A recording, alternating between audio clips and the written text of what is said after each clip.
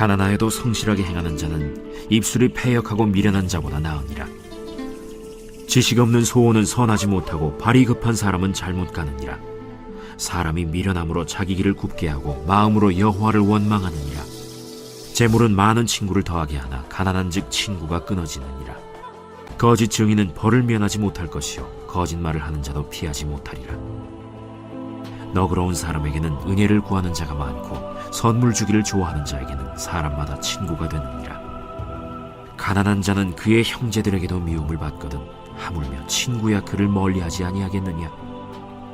따라가며 말하려 할지라도 그들이 없어졌으리라. 지혜를 얻는 자는 자기 영혼을 사랑하고 명철을 지키는 자는 복을 얻느니라.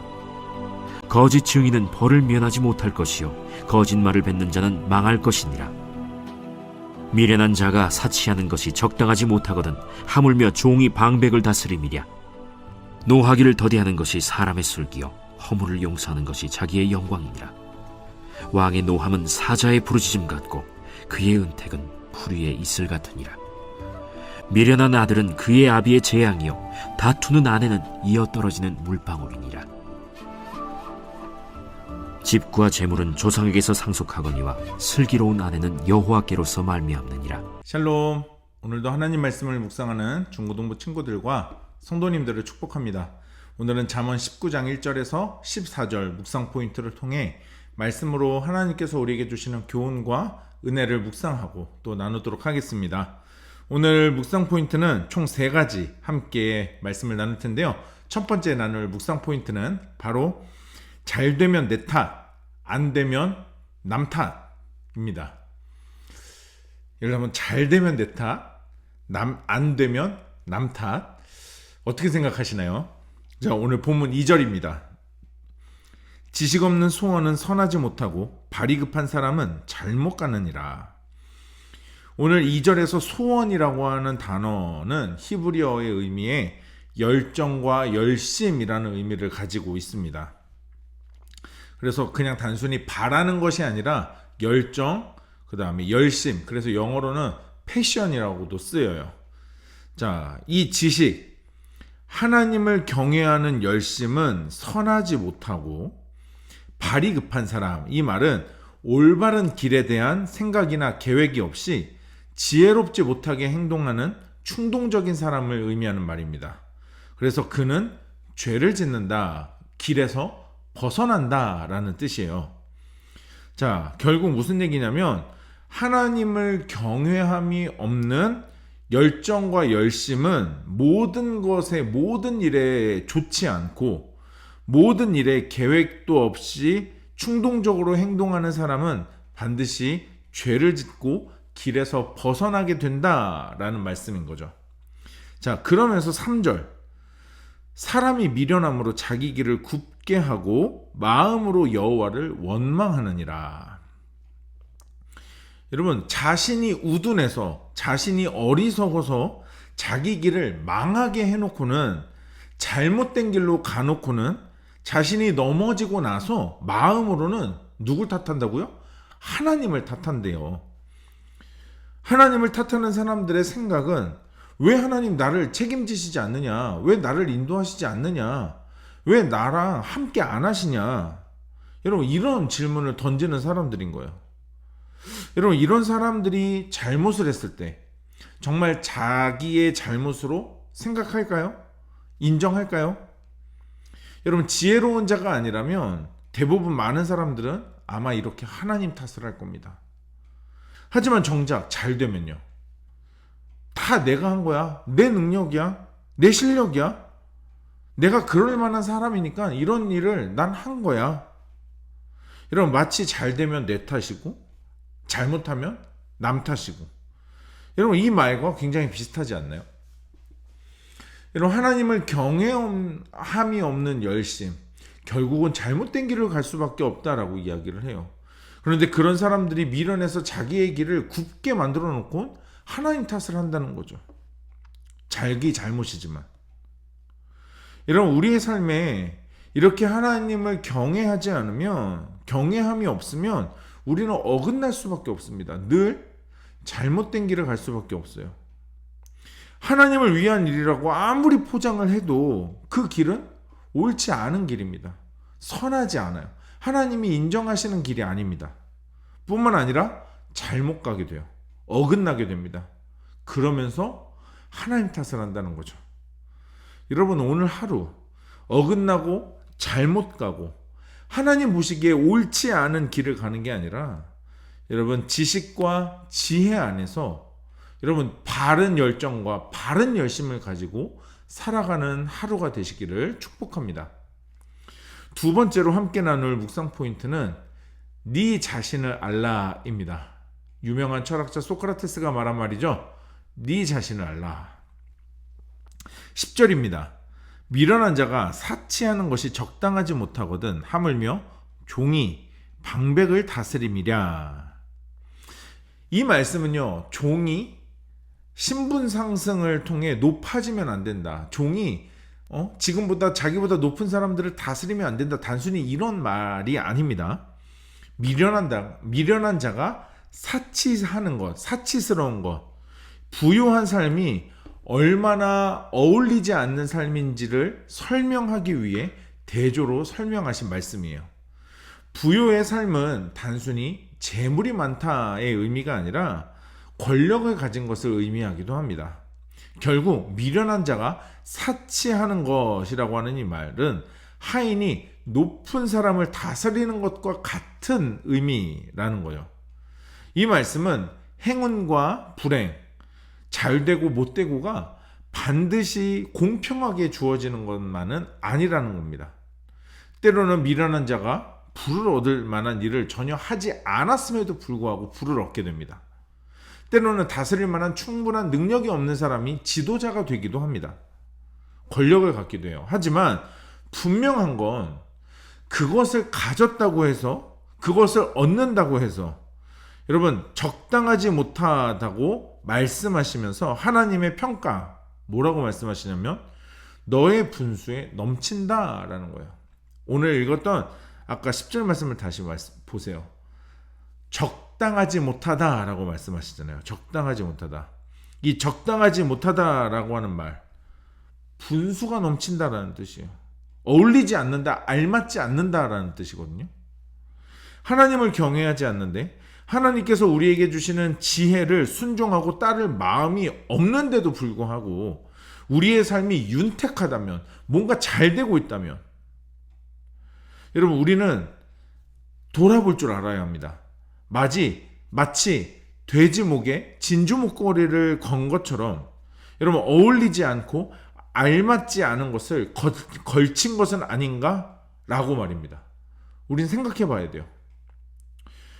여러분 오늘 미련한 자가 되어 사치스러운 삶이 아니라, 어울리지 않는 삶이 아니라 하나님 앞에 겸손하며 그리고 슬기로운 자로서 살아가면서 오늘도 하나님께서 보시기에 너의 모습이 참 알맞다라고 하는 하나님의 칭찬과 인정을 받으시는 하루가 되길 축복합니다. 그러기 위해서 우리는 우리 자신을 알아야 합니다. 마지막으로 함께 나눌 세 번째 묵상 포인트, 바로 여호와께로 말미암다입니다. 여호와께로 말미암다. 오늘 19장 13절입니다. 미련한 아들은 그의 아비의 재앙이요 다투는 아내는 이어 떨어지는 물방울이니라. 여기 미련한 아들은 아버지에게 재앙이라고 하죠. 이 재앙이란 말은 단순히 나쁜 일을 의미하는 게 아니라 더 이상 복구하거나 존재할 수 없을 만큼 손상이 돼서 이제 완전히 끝내야 되는 상태라는 뜻을 가지고 있습니다. 그러니까 어떤 희망도 없다라는 거죠. 자, 또 이어서 같은 의미로 다투는 아내에 대한 말씀이 나옵니다. 여기서 다툰다라는 말은 분열하다, 싸우다, 분쟁하다라는 뜻이에요. 그래서 다투는 여인은 이어서 떨어지는 물방울 같다라고 말씀하세요. 여러분 천장이나 벽에서 물이 계속 뚝뚝 떨어지는 일을 혹시 경험해 보신 적이 있나요? 여러분 천장에서 자는데 만약에 비가 샜거나 어떤 일이 있어서 물이 이렇게 뚝뚝 떨어지면요 편하게 쉴 수가 없습니다. 계속 떨어지는 물을 일단 받아야 합니다. 큰 그릇, 대야나 다른 큰 통을 통해서 물을 받아야 돼요. 그런데 그렇게 받다 보면 물을 버려야 됩니다. 그리고 잘 때가 됐을 때, 또 자고 있을 때는 그 통에서 혹시 물이 다 차서 넘치지 않나 라는 것 때문에 계속 확인해 줘야 돼요. 이 다투는 여인은, 그러니까 다시 말하면 계속해서 남편을 근심하게 만드는 사람이라는 거죠. 물론 여기서 이 여인은 단순히 꼭 여자만을 말하는 건 아닙니다. 여인에게는 남편이 이런 존재일 수 있어요. 자, 그러면서 14절 말씀. 집과 재물은 조상에게서 상속하거니와 슬기로운 아내는 여호와께로 말미암느니라. 집과 재물은 부모나 조상으로부터 물려받을 수 있습니다. 하지만 슬기롭고 지혜로운 아내는 부모로부터 얻는 것이 아니라 하나님으로부터 얻는다라는 거예요. 하나님의 선물이라는 뜻입니다. 여러분, 겉으로 보이는 것들, 집, 자동차, 돈, 사회적인 지위 물려받을 수 있어요. 하지만 슬기로운 아내, 지혜로운 남편은 오직 하나님으로부터 말미암습니다. 인간의 노력으로 얻을 수 있는 게 아니라는 거죠. 우리의 수고나 우리의 힘으로 구하고 얻을 수 있는 게 아니라는 겁니다. 여러분, 세상에 썩어지는 것들을 구하기 위해 애쓰지 마시고 하나님으로부터 말미암는 것들을 얻기 위해서 하나님의 지혜와 뜻을 구하시기 바랍니다. 세상에 속한 것은 결국 재앙입니다. 복구할 수 없을 만큼 손상을 가져다 줄 겁니다. 이어서 떨어지는 물방울처럼 우리는 계속 그 문제 때문에 또 우리는 고민하고 근심할 겁니다. 걱정할 거예요. 하지만 하나님으로부터 말미암은 것은, 여러분, 하나님으로부터 말미암은 지혜로운 여인과 슬기로운 남편은 우리에게 걱정이 아니라 참 평안을 가져다 줄 겁니다. 하나님으로부터 말미암는 것이 진짜 우리가 소중하게 여겨야 할 우리의 참 재산입니다. 여러분, 오늘 하루도 이 말씀을 기억하시면서 여호와께로부터 말미암은 것들을 추구하는 하루가 되시길 축복합니다. 오늘 이 묵상 포인트를 가지고 한 번 더 말씀 묵상하는 가운데 하나님이 나에게 주시는 하나님의 뜻과 하나님의 마음을 기록해 보시고 결단하면서 기도하는 시간 가져보도록 하겠습니다.